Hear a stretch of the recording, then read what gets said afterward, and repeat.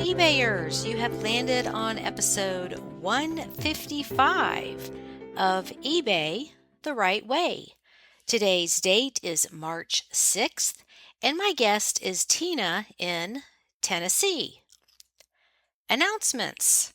I officially moved from South Carolina to Illinois this past weekend. I am located about an hour north of St. Louis and about 30 minutes south of Jacksonville, Illinois, so not too far from the Mason-Dixon line. All is well.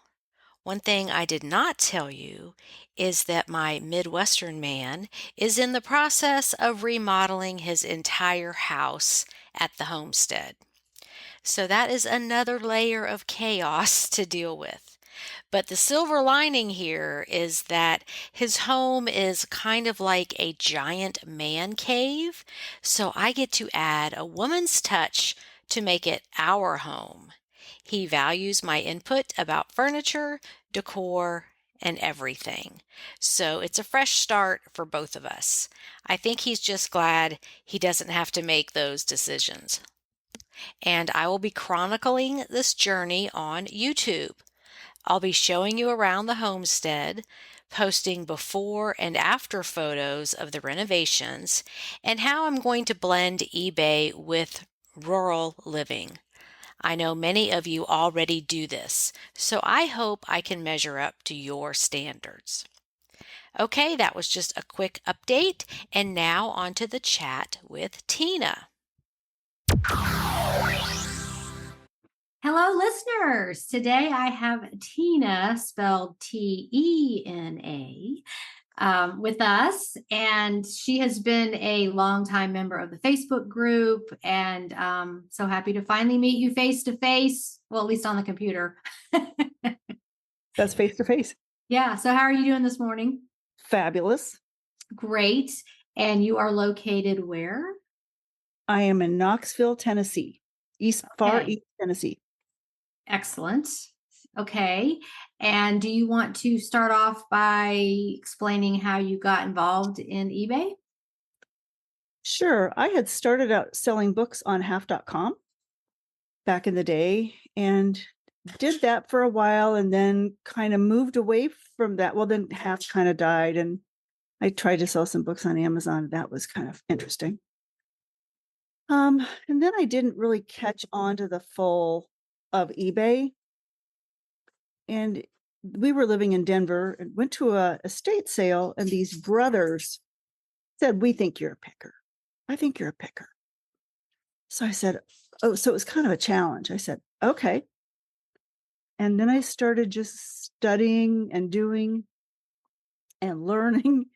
And then there was this fabulous thrift store in North Denver, big, part of the red, white, and blue groups of thrift stores. And I picked up an FAO Schwarz, don't know if I've said that correctly, dog with a ball in its mouth for $4.99. And I sold it for $129. Ah. Yep, that's all it took. Uh-huh. It's like, what? Fabulous. I'm in. Yeah, that's all it takes is one big sale like that, and you're hooked. And whenabouts was this? Must have been about 2010. Okay. It was just before eBay and Google had their disagreement. Okay, right. And that's been a long time ago. Yeah. Yeah. Now, you said you retired and moved to Knoxville. How long have you been in Knoxville? We've been in Knoxville 5 years, and I'm a retired realtor. Oh. I did real estate full time, and eBay was my brain break. Uh-huh. It was great. Or as Tena Wozniak says, a boredom buster. It was. Sometimes I would just go from my office to the thrift store just to use a different part of my brain, and it worked. I would find a set of Pottery Barn dishes, and all was wonderful. Right. So in Denver, I'm guessing maybe the pickings are better in Denver, or is it kind of the same? No, it's very, very different. And so it's been we actually even moved our inventory here. We loaded the inventory into trucks and then we unloaded it as it was right back on the same shelves that was on in our basement in Denver. And we bought our home here looking forward to doing eBay. So it was purchased specifically for this business. Oh, great. Yeah. So it was kind of a pre-planned, and my husband's been very gracious in all the space that it has taken. But in Denver, it's a community with what I call a good amount of money, and people cast things off and it's fabulous. Well, that's not quite the case. It's a little different here. Mm-hmm.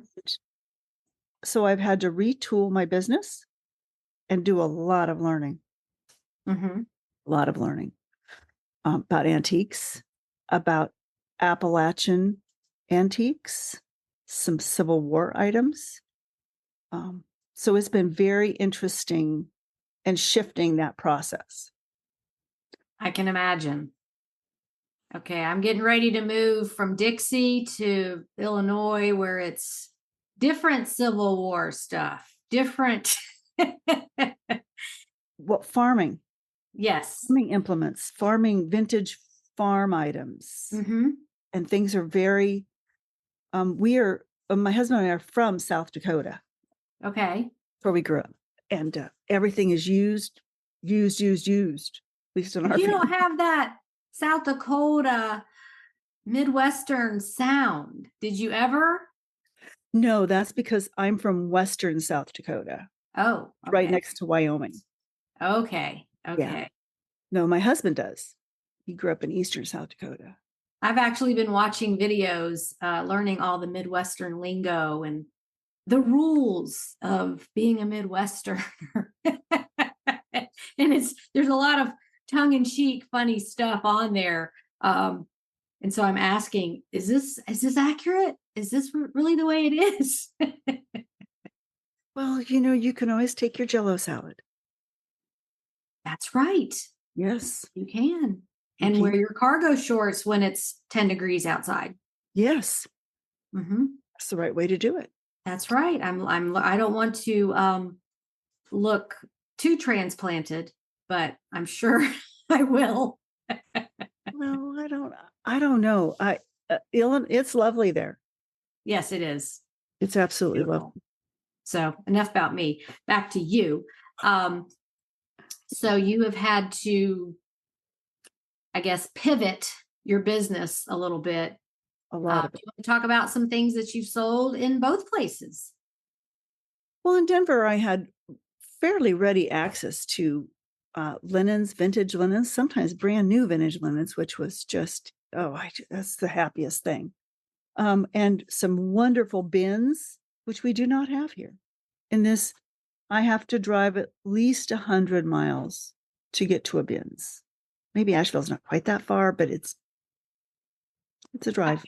Asheville or Nashville? No, Asheville. Asheville, North Carolina. Yeah. Yeah, Asheville, or there's one in Chattanooga, Mm-hmm. and there's two in Nashville, and I have gone to all of those to try to fill in, and you really have to frequent them often to really work them and learn their systems. Mm-hmm. But that's helped. What I've had to pivot to here is buying from auctions. So I would go to the Friday night auction and just sit there and be on my phone working and seeing what was coming up and try to figure it out.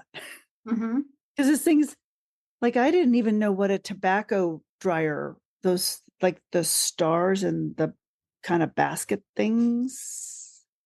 I don't know what that is either. I know what a humidor is, but I don't know what a tobacco dryer is. They're like for when on the farm. Oh, okay. So I didn't know what those were. So it's been a curve because there's just so much I didn't know, and so much about furniture I didn't know. And very fortunately at that time, the auctioneer was an older gentleman that really knew furniture, and he would tell what it actually was and the kind of the year and the time. So I've just tried to learn and lean in.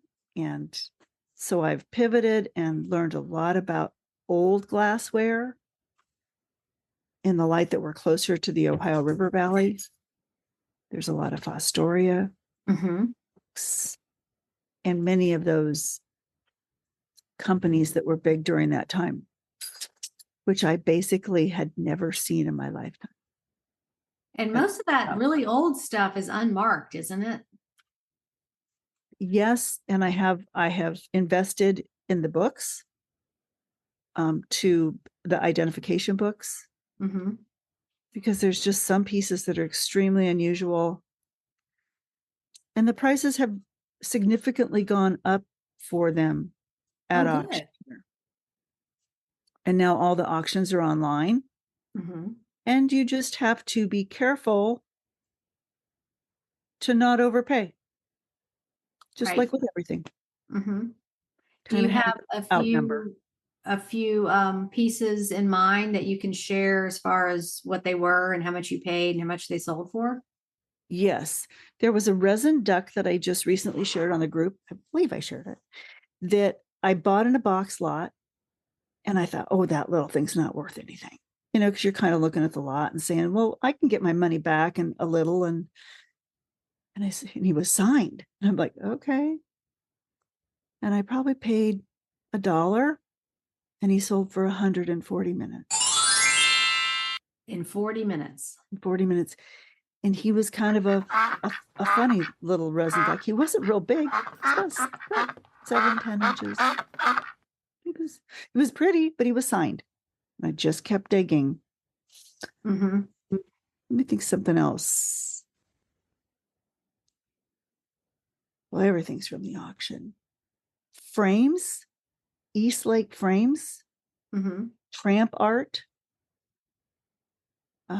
Tramp art is kind of from the 30s, and it might even be pop cans that are turned into art or into Okay. dollhouse furniture. Old tools, lots of glassware. Mm-hmm. And then I learned that goblets are really popular right now in the barware category. And Okay. so I can pick them up by the box for not very much, and either have them by name, do a mix and match, and move them.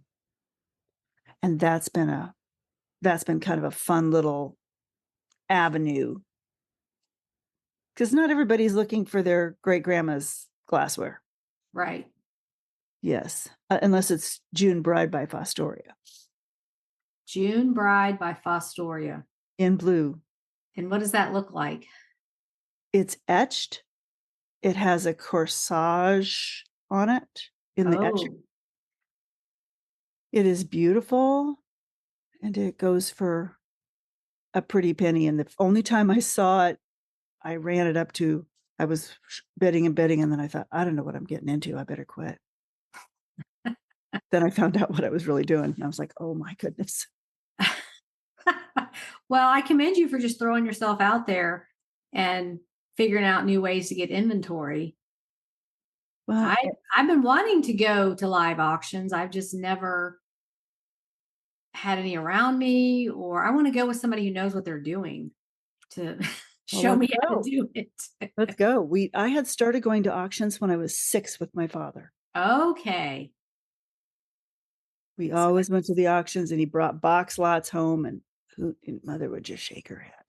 So did your parents, were they into antiques? Did they have a store, or they just collected? No, my parents were just very frugal farm ranch folks that just used everything, and they'd buy things. And mother liked glassware, and she knew a lot about it. So I did learn some growing up. And so they just never paid retail. Mm-hmm. They just always bought secondhand. That's all that's what I've kind of always known. Mm-hmm. And so that's the way you live too? Mm-hmm, absolutely. And I'm on board with that. Yeah. It's easier. And you can get And lovely you things. can, other than mattresses, I don't want to buy a used mattress. Anything else, but you can use it for a while, and then when you want to change your style or your decor or something, you can either sell it or donate it because you hardly paid anything for it, and you aren't as attached to things when they didn't cost you much. That is correct. That's what I do. We Yeah. hold that way. I can hold it loosely. Mm-hmm. Because when you haven't paid as much, it's easier. It can come and go, or use it for a while. And a lot of times I use it and then I sell it. Mm-hmm. Yeah. Yes. Yeah, I just use it and sell it. Yeah. Yeah, and Longaberger was another thing that I've known a little bit about. Picked some up at auctions here, picked up a few box lots of it, Mm-hmm. so added to what I had, and then have been just willing to let go and sell it. The thrifting here is very, very different. Okay. How so? It's extreme in my mind, it's quite pricey, Okay. extremely expensive, oftentimes more than retail. Don't understand. And I'm hearing that from different places around the country, and then other places that are still normal. Mm-hmm. I do like to go to Florida and shop if I'm going to shop thrift, and that's helped. But that's just a challenge to figure that out. Okay. So do you have a area that you specialize in other than glassware? I sell glassware and plates, and then I've also stumbled into Barbies. Oh. I just happened to stop into a thrift store here in Knoxville, and there were a couple of bags of Barbie things, and they were in nice shape, and they looked fairly old to me. I didn't know much about Barbies. My mother didn't let me have Barbies, even Oh though no. no, I never had Barbies. She thought they were a bad example. What she Well, didn't know I is that have they to like to agree have with her breasts. on that. She thought, yeah. So I was like, it's all about the wardrobing. I get it now. Mhm. So Yeah. I bought those 2 lots at this. They were bagged up at a thrift store, and I started doing the research, and holy smokes.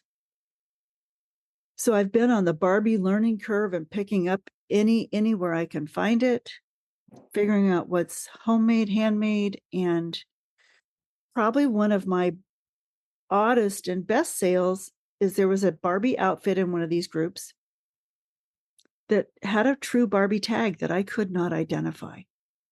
I looked everywhere. There's some online groups for Barbie, there's just different things. So I said, okay, I'll put it out for $2.99. I immediately got an offer at $200, and we settled at $240. I still don't know exactly like the name of the outfit, because all the outfits have names. Mm-hmm. And then the other thing I've learned is how to begin to put the whole outfit together and look at lots or look in places that you find the little tiny things down in, like Right. box lot, wherever. And so I just keep digging and looking and trying to find more and add to what I've got. And I've bought some lots from Shop Goodwill online. Mm-hmm. And then I've watched several of those reach for the stars lately, Mm-hmm. getting close to really pretty, what I consider big numbers. So, and then it's been interesting to watch that it's gone through the 60s, but it's really the Barbie stuff till about 1973 or 4. It's that mod Barbie era. Wow. Yes. With the go-go clothes. That is so much fun. Because I remember those clothes, which scares me a little. I remember those. Like the funky laugh-in type dresses that are just pink and yellow and swirly and just pretty colors. And Barbie had a wardrobe of those. Barbie and Francie. Yes. I've learned a lot. Well, and I liked Skipper and Dawn. the little sisters. Okay, I've never found a Dawn. I've have some Skippers. But they were more anatomically realistic Yes. than Barbie with the 4-inch waist. Yes. Yeah. Yeah, and 38-inch inseam. There was some thing on the internet, like if Barbie's proportions were real, she'd be like, 7 feet tall and, this size bra and this size waist and the feet would be just tiny. And so it was just ridiculous, the proportions. Yes. But she looks good in her clothes. Mm-hmm. And I try to get if I can put the full outfit together, if I'm missing a piece, so I start hunting for it. So you've bought clothing to complete outfits so that you could sell a complete outfit. And it is for certain outfits, as you learn them, and the more rare the outfit that's complete, the more worth your time it is to do that. Mm-hmm. And I wonder how much of that's going on with people buying lots or outfits just to complete something and resell it. Like it's just keeps circulating like money. It is kind of money. And the thing that I get back a lot of times from my feedback is, oh, I'm so excited. This is the last outfit I was looking for to complete my childhood set. Oh, really? Yes. And it's a memory. Mm-hmm. That when you sell these kinds of items that are not commodities, it's oftentimes a memory that they're completing something, or it was grandma's, or it was great Aunt Bessie, or whomever, and they just want it back in their possession. And it's nostalgia is a very specific feeling, and you can't put a price on it. I mean, No. An item is worth what someone will pay. And if that person is just, on their last outfit, or, they hadn't seen this thing in 40 years and it brings them joy, hey, money may be no object to them. Correct. And a lot of times it's not. Mm-hmm. For the baby boomers, sometimes money is no object. Right. And so Julie, the postcard girl, calls it buying back your childhood, which I love that. But if you're baby boomer in your 60s and up, maybe you're retired, maybe you're, you got your Social Security, you've got a pension or your 401k or whatever, you have money that you didn't have as a teenager, and you can buy these things. Well, and our parents didn't just buy everything. Right. Yeah, but that didn't go on, at least in our house and maybe other houses. I did have a couple of classmates that were twins that they had grandparents that they had all the Barbie stuff. Mm-hmm. I remember I was like, oh, that's cool. That didn't happen in my house. Do you have siblings? I don't. I'm an only child. Okay. My folks are gone. I had wonderful parents, very, kind of feet on the ground and common sense, and Mm-hmm. just Good. said, you're able and you can do, and just kind of that anytime life throws you lemons, figure out the lemonade. That's right. And that has served me and us and my husband, and our son had moved here, was part of the impetus to just, and we leave him alone and he lives his life, and yet we're close enough. If there's a need, he's here. Right. And Very good. Yeah. It's been very good. So back to the childhood stuff. I'm one of 4 kids, an older sister, a younger brother, and a younger sister. So me and my older sister are 18 months apart. So, we basically shared our toys. My younger sister's 4 years younger. So by the time she came along, she got all new stuff. Oh. And then I had 2 friends in my neighborhood that were, their parents were pretty affluent. So my one friend, Jennifer, she was the only girl, and she had everything, the camper, the race car, the townhouse, the airplane, all this stuff. And I just take my one Barbie. I'd go down there and play with her. And then another friend, Tracy, she just had everything. She had everything she ever wanted. She had the white French furniture with the pink canopy bed for her, like the real furniture. And then she had that to match Barbie. So, she had this pink shag carpet in her bedroom and the canopy bed. And I just was like, oh, she's living like a princess and she has good toys. I can't even fathom. I know, right? And I'm like, oh, it would be interesting even just to see, because I didn't grow up in a place that was really affluent, to say the least. It was ranch folks and farm, and to kind of do without, make do. But you're salt of the earth person. You have realistic expectations of the world. You don't expect the world to hand you all this stuff. You probably had to work for it, or your parents just said, we just don't do that here. That was it. We just don't do that here. And yet there was always plenty. Things were interesting. You got to learn a lot, and you got to see how far you could make something go. I also learned a lot about fabric growing up. My grandmother did a lot of handwork. She did hand quilting, crewel embroidery, working with wool. I also learned to sew and work on sewing machines and things growing up. And so I have sold a lot of patterns, yarn, stitchery kits, which I'm always the hound looking for them in the corners of wherever I'm at, because we know that's where they hide, right? Well, crafters always buy too much of everything. A lot of this stuff is just unopened, and it just ends up out in the waste stream for us to find it. Oh yeah, I love to find stitchery kits, and oddly, for where I've been, I found more in Colorado. I have almost none here. Really? I've been quite surprised by that. I have found, and very little yarn here. I have bought a couple of big lots of yarn.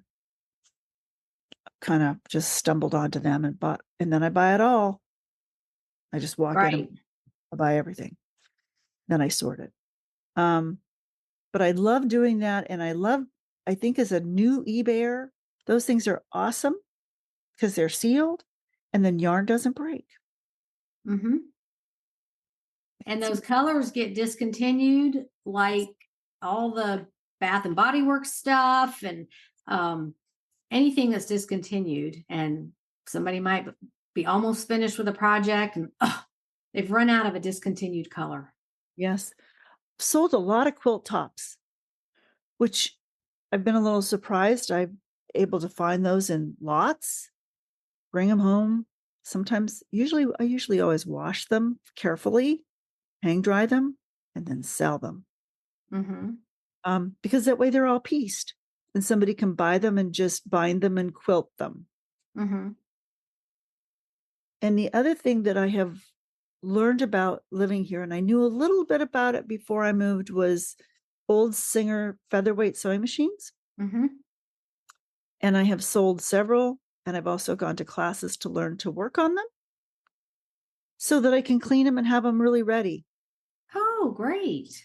And people love them. And they're once again nostalgic. Is there something unique about them, or is it just the time period people use them? No, they're very lightweight, and they're absolutely a little workhorse. They're straightforward in their mechanisms. They're just a dream. You can bring them back almost from the dead. Really? Yes. And they come in their own little black case, and and I've learned how to clean the cases, put the cases back together. So it's kind of fun. So you're kind of like a sewing machine mechanic. Turning into it. That's great that you could even find classes on how to work on them. My dad would be so proud. Where do you take these classes? Like Michael's craft store or No, there's usually quilt shops, okay. and they're very, very popular with quilters because they're so transportable. Hmm. They were an aluminum machine as opposed to the cast iron machines that weigh 30 pounds. Right. Okay, so those came right after those big, heavy. And they're actually the first ones are from the early 30s. Okay. And I think they made them until about 1960. Okay. And people paint them and turn them into like a race car. It's Really? kind of interesting. It's like, you never know, do you? No, you just have so much knowledge that you've just picked up along the way, like from your grandmother's skills. And have you ever found something and recognized it because, oh, my grandmother made one like that? Yes. Yes. Especially in handwork items. So there's a thing called an overshot. It's called overshot throws or coverlets. Mm-hmm. And I think they're Southern. I don't know how far north that went, that skill. My grandmother knew how to do that. And the first one that I saw living here, because I had never seen one in person, but I recognized the pattern. I'm not sure how, but I did.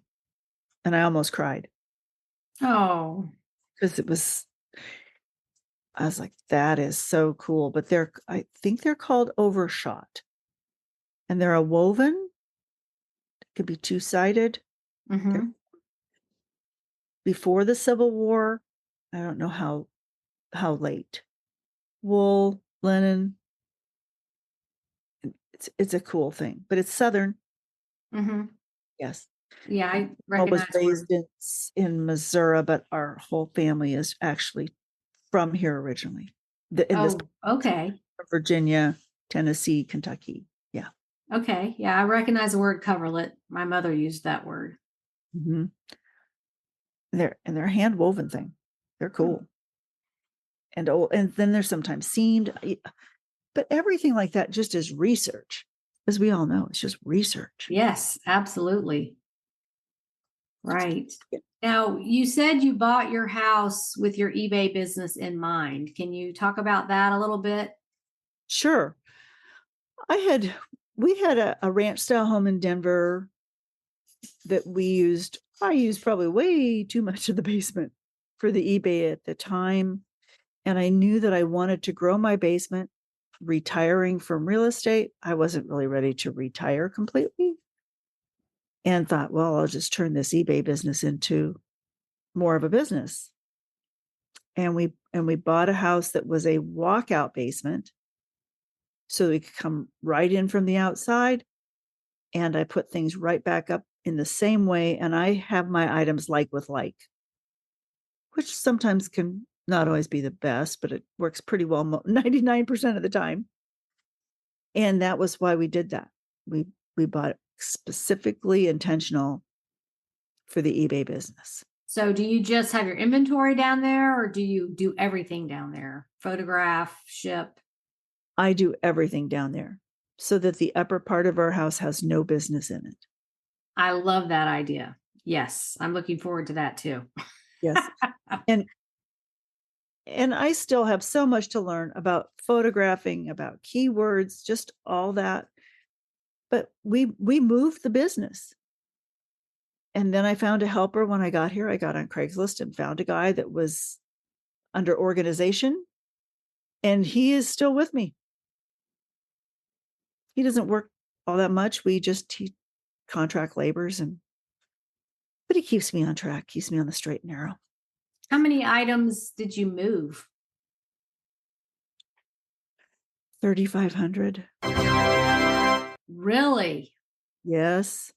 Oh my. I have a And all wonderful things of husband. all shapes and sizes too, right? And then we had bought out an estate an estate sale right at the end. I came to my husband. I said, I have a buddy I do this with that's been a good friend and client. He said, hey, he's got a deal. What do you think? And he says, we got room. So we bought it and we brought it. We had it. Fortunately, there was a couch in that set of stuff we bought, and that was our couch for a long time. That's a huge undertaking to move that much stuff. It was. And we kept our personal items rather low. I had done enough research to know that they have what I call real furniture here in this part of the country where it was manufactured, Mm-hmm. which was a little new to us because just wasn't that much of that, or at least it was really very expensive there. Mm-hmm. And I was watching the auctions. I thought, well, we could get most anything we need. Mm-hmm. And we did. And it worked. But somehow we were able to put things right back up on the shelves, the like with like together. And I was able to continue selling pretty quickly Very in good. a few weeks. Good for you. Yeah, we Yeah. tried. Back to the furniture. Now, I was born in Charlottesville, Virginia, and big furniture area there. I have a rocking chair that my parents bought when I was a baby. And I have it on the bottom, it says something, something Virginia. And I have that. I rock my babies in it. It's just your basic wood rocking chair, but it's such great back support. I love that chair. And then we lived in North Carolina for a while and went up to High Point and bought a lot of our newly married furniture. Mhm. And I guess it's just that area of the country with colonial times and all the timber and the craftsmanship is just, that area is known for furniture. Yes, I have a lady friend that I have met here, and she grew up in Hickory. Right. Yes, we went there too. And so I have a couple pieces of furniture from a family that she went to church with. And it's gorgeous furniture. I'm like, well, that's amazing to me. It's like, Yeah. and it's so well built. It's such lovely furniture. It's just been it's been delightful to begin to add some nice quality, even though it's pre-owned. It's wonderful. Mhm. And I just keep learning, and then if you don't like it, you can just move it on because didn't pay a lot for it. Right. So you downsized your personal stuff before you moved. And I mean, these days it's so easy to replace things.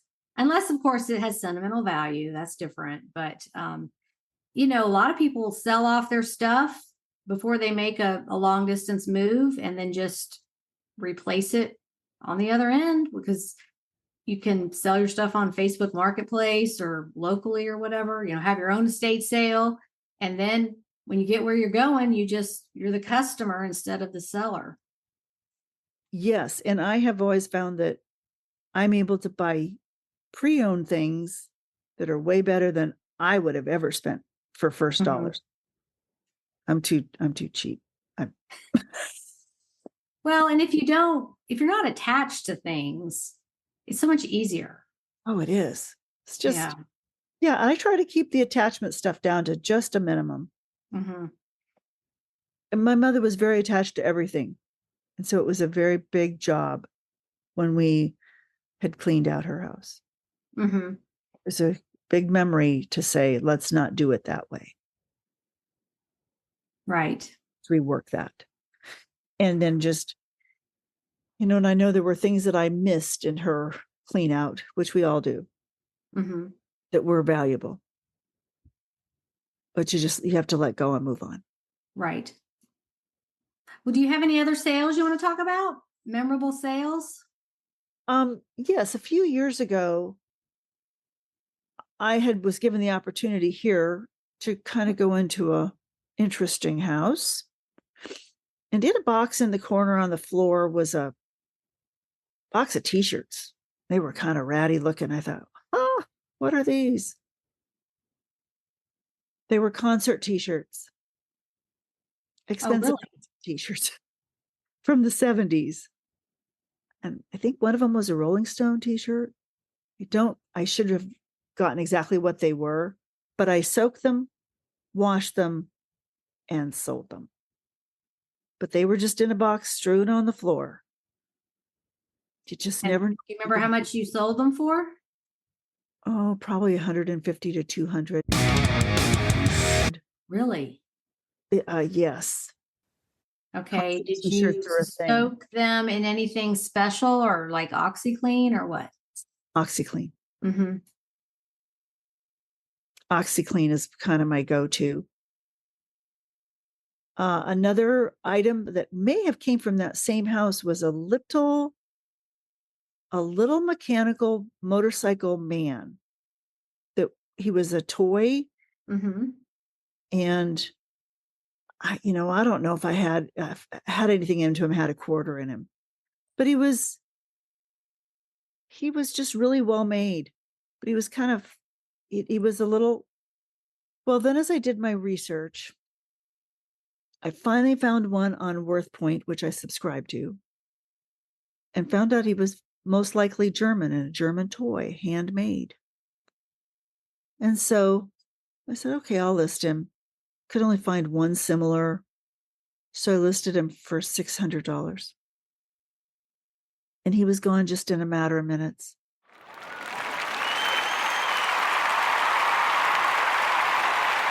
Wow. Yeah. I still don't really know what he was, because I asked the buyer, I said, could you just fill me in? But it went to an auction, a toy auction house in Ohio. Okay. Okay. So I didn't know, but I still feel that I did pretty well on that. And I'm good. So if they Mhm. make more, that's good for them. And that was a fairly memorable sale. I think that some of my plush, I've never gotten many high-end plush, but just how amazingly well it can sell when you have it available. Mhm. Well, especially that has nostalgia too. So something that's not made anymore. Someone has it as a child, was their little friend, that's what I find happens. And I hold on to mine for as long as it takes, because someday someone somewhere is going to want this. Yes, and I do the buy and hold type of selling. Mm-hmm. So I usually run between 4,800 and 5,000 listings, active listings, and things fall off. And I try to go back and do inventory and do things, but sometimes I sell things I've had that for 5 or 6 years. Well, look at it go. Mm-hmm. And it's okay. I happen to have the room was designed for that. In other situations that might not work. Mm-hmm. So you do more like hard goods than clothing, or it just depends? I like to do clothing. It's just not at this position and place. I don't find as much clothing. Okay. I've been So, more, I've shifted over to hard goods. And I've always done books some, and then continue to learn about books and shift what I do buy and don't buy with books. Or I try to buy lots of books. I did recently do a private pick where a lady called me to come see if there was any of her items that I wanted. Then I buy it for a flat number. mm-hmm. And there was a set of books about the Appalachian Mountains. Okay. Thought these are interesting. Got both of them, and they sold for $325. Were they the Foxfire books? Oh no. No. Okay. Yeah, you might find some of those in your area. Yeah. I'm always looking, and I actually keep a box of books like that I'm adding to. Mm-hmm. I know if I have a couple of them, I'm just going to keep looking. Right. More will probably show up. Yes. I do the same with brass candlesticks. Yes. And then I sell those as a lot in a large flat rate box. And I just keep adding to the box till it's full. And then I take the picture and move it. I'm trying to think. And I love to sell silverware as well. Okay. Lots of silverware and silverware boxes. Right. Mm-hmm. That's been something I've learned about, and I try to pick those up. Sometimes I work on them a little bit, clean them, wash them, and I clean the silverware. And You're very industrious. I polish silver. I guess I'm silly. I know. I get you're old school. You probably use the actual silver polish cream, Not Anything people else? dip that stuff into Tarnex and it ruins it. No. Yeah. No, I use silver polish cream. Right. Yeah. I've also learned about hardware here, meaning the hardware for your cupboards, your doors, your drawers. Mm-hmm. And actually, I had learned about that some before I left Colorado, and I had gone out to an estate sale kind of out in the country east of Denver. And out in a barn, I found those copper mid-century modern door pulls that were round and kind of concave. Mm-hmm. They were literally in the dirt. Took those home and cleaned them up, and they flew. Hardware is a fun thing to sell. Yes. And that's it's often overlooked because, a house gets demolished or torn down or remodeled or whatever, and everything just gets thrown out or thrown in the burn pile. And all of that hardware, the doorknobs, the door, what do you call them? The lock plates, the key plates, Yeah, all that and the kind of window stuff. and the window mechanisms. Okay. Yes, those are good too. And especially the ones that are the East Lake. And I have some just that are getting ready to get listed. Okay. I've been soaking them, cleaning them, and whatever. Still working to find the magic as to what will get them where I want them, but I'll find it. Good for Find what, you. yeah. And the other thing is, I really never wanted to sell dolls, but I've had some opportunity through auctions to buy some doll lots. So I've been learning about other kinds of dolls, Victorian dolls, Vic doll, the ones that wear the wigs, the German ones. Mm-hmm. And those have sold. And then I wash the clothes carefully and I wipe the doll a little bit. I'm very careful because I don't know how to fix her yet. Mm-hmm. Them, hers. So, but the clothes, if you're just, I'm just careful. Do the OxyClean and the rinse and line dry. And you can, use your steamer a little bit. And I just recently sold one, I think, for $89. Oh, And usually pick doll them. or just the outfit? No, the doll. Okay. I do sell more clothes though than actual dolls. Okay. Yeah. That makes sense. Lots more Barbie clothes than dolls too. Well, good for you. Yeah. Finding new products to sell, bloom where you're planted kind of thing, reinventing yourself and just having a good time with it. So we are getting to the end here. Did you want to answer one of the questions at the end? Book you're reading or a podcast? Yes, I love to listen to your podcast Thank you so much. and have followed you for, as you know, many years. Yes, you have. A long, long time. Long time.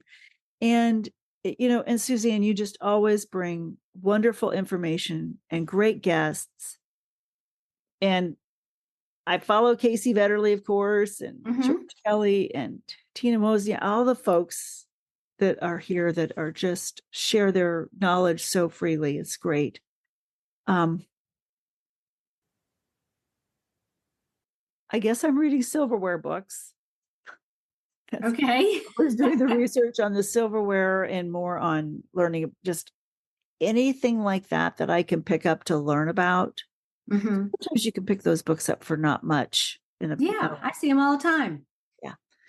And if there's one person that I could have lunch with, it would be my father's mother, my grandmother. Oh, that's nice. She was born in 1893. And I learned so much from her. And she passed away when I was fairly young. I would love to, as an adult, spend time with her. I think as adults, we really wish we had talked to our grandparents more. And, if like my grandfather died when I was 10, so I didn't really get to know him. But, that's one thing as an adult. It's like, oh, the things they must have seen in their lifetime, the changes, transportation, fashion, everything. Everything. Yeah. And she could sew anything. She would just look at it and make the pattern and sew it. Like, wow, That's amazing. talent. Yeah. It is. She was very industrious. Mhm.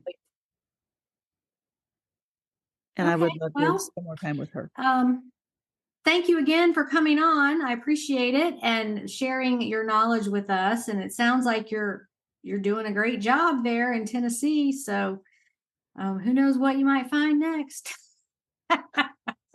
Boy, that you just keep looking in the corners. Yeah, Yeah, that's it. That's going to be your motto. Keep looking in the corner. absolutely. I love it. You Okay, never well, it's know what great you'll to find. meet you face to face, and we'll look for your sales on the Facebook group.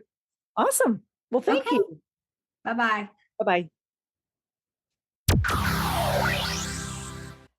Okay, today's trivia question. Tina mentioned tramp art. What is it? Here are a few seconds to think about it.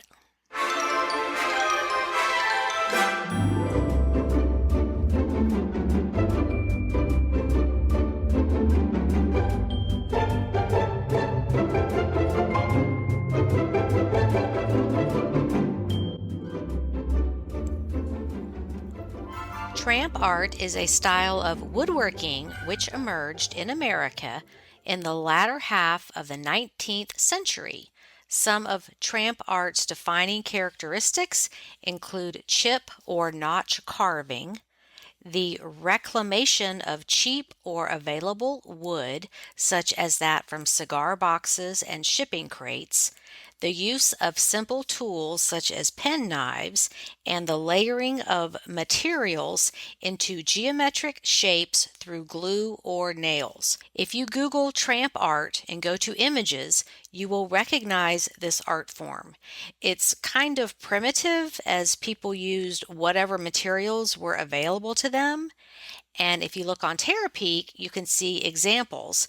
Some tramp art pieces sell for hundreds of dollars as they are true antiques. And as Tina said, a very specific type of historical art. Next week, my guest is Lindsay, who is another superwoman. She is a wife, mom, caregiver, and manages to fit eBay in somehow, and her sales are off the charts. She really is an inspiration, not only in eBay, but in life. So make sure you come back for that episode. And thank you for the gift of your time listening to this podcast. With all the distractions in life, I'm so honored that you all come back week after week to support this podcast. Happy selling, everybody. Bye.